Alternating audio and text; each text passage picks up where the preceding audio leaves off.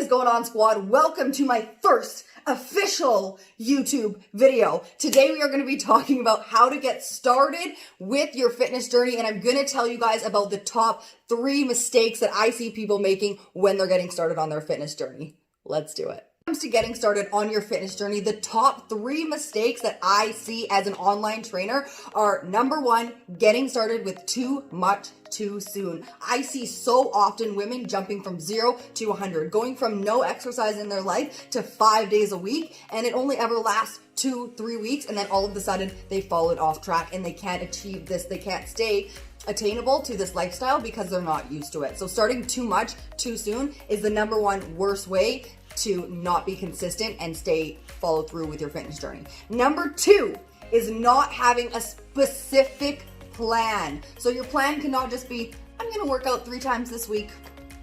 I'm gonna start working out. I'm gonna go for a few more walks this week. You have to have a specific plan. What are you gonna do? What days are you gonna do it? What time are you gonna do it on? How long is it gonna take you? A specific plan and not only that, but you have to follow through with that plan, okay? And number 3 is not having support. Unfortunately, not all of us have the support that we would like to have, ideally from a family, from a community, from our friends, etc. And a lot of times we experience something that we call the social detriments of health. And this is what happens when we start getting healthy and we tell our friends that we're on a fitness journey and that we're making some changes with our life. And all of a sudden, people are saying negative things to you like, oh, just live a little, have a piece of pizza. Why do you always take everything so seriously? Oh, you should just skip the gym tonight and come to the bar with me. All you do is work out. All of these things that we call the social detriments of health, and they start to make it hard to follow through with your fitness journey. So you need to surround yourself with people that are going to help you excel on your fitness journey, and you need to just learn how to block out the negative, okay? So now you guys, I'm gonna teach you how you can avoid all 3 of these mistakes and make 100,000% sure that you are successful with your fitness journey.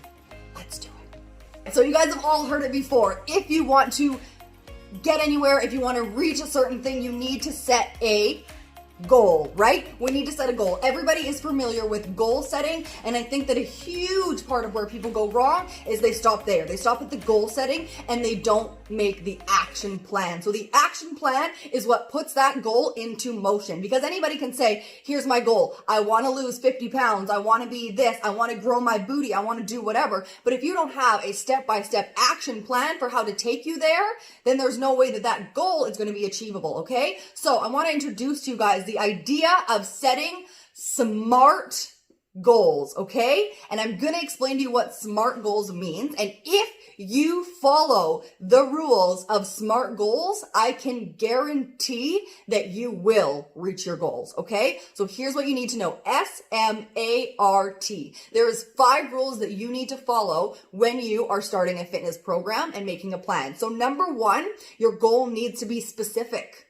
It needs to be specific, okay? So that means you cannot just set a goal of, I want to get in shape.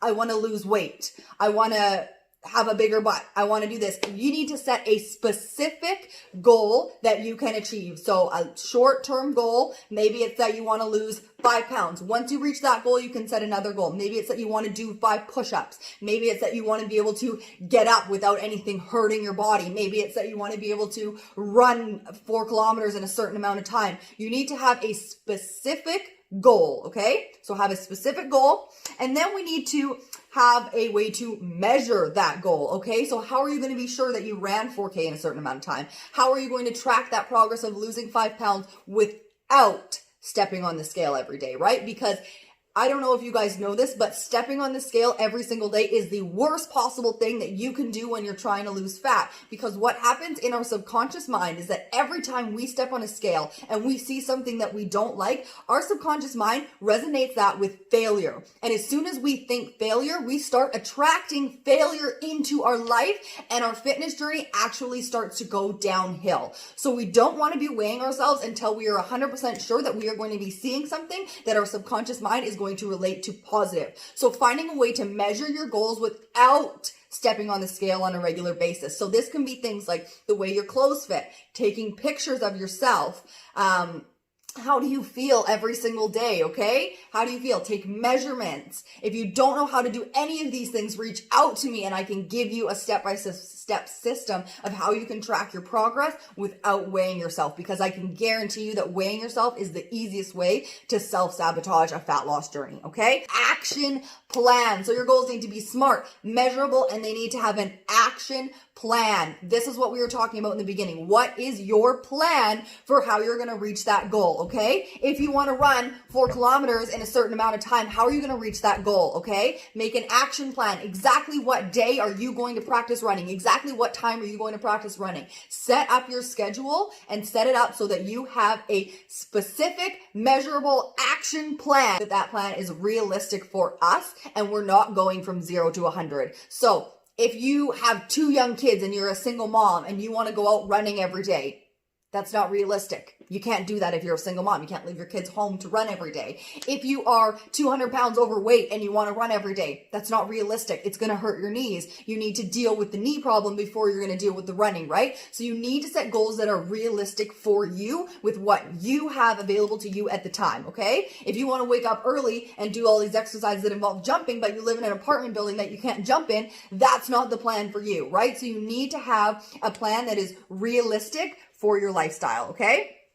And last but not least, number 5, T is for time. So you need to have a time goal. When are you going to reach this by? Because we're not just going to try and lose 10 pounds sometime in the next 5 years. We're going to try and lose 10 pounds in the next 30 days, right? So having a time, or if you're trying to train for a race, you want to do a race, sign up for a race. Sign up for that race that's in 3 months from now, that's in 6 months from now, no matter how far it is, and give yourself a timed goal. So your goals, you guys, again, are specific, they're measurable, they're realistic, you have an action plan, and they are timed. And if you follow these 5 tips, I can guarantee that you will be successful with your goals, okay? And when it comes to your nutrition, you guys, it's the same thing. All of your goals need to be specific, they need to be measurable, they need to be action orientated, they need to be realistic, and they need to be timed. So that means that you can't just go from